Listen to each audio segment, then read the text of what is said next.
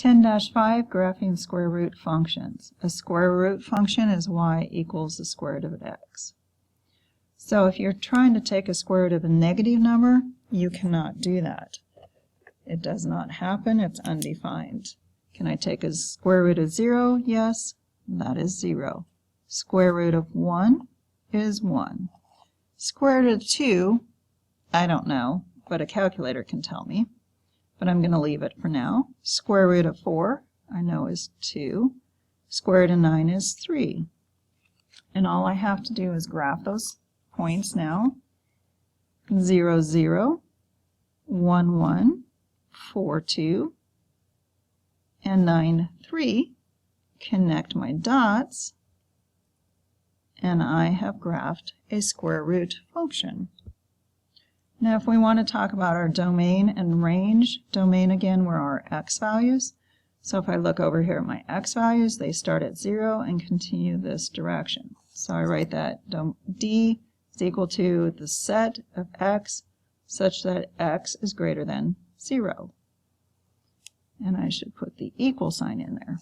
Range, my r, my range are my y values, so how far up and down I've gone. Again, I'm starting at 0, going on up, and it would continue off to the right forever.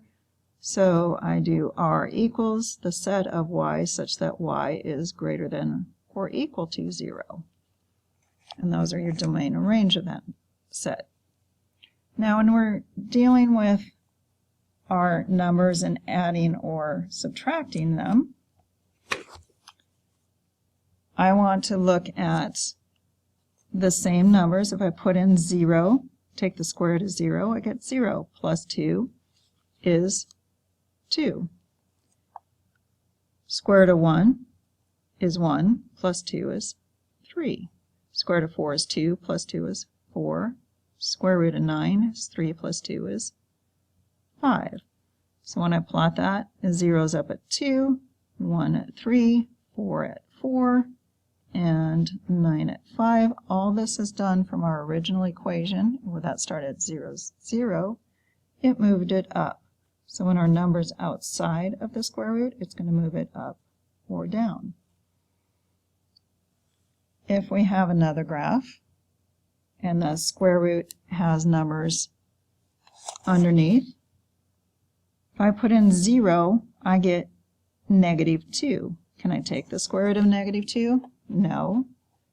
If I put in 1, 1 minus 2, again is a negative number. So it's not till I get to the number 2, 2 minus 2 gives me my 0. I can take square root of 0, and that is 0.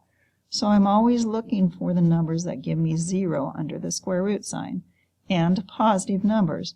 So now before we were always taking the square root of 4 next. Well, what can I substitute into the square root equation here?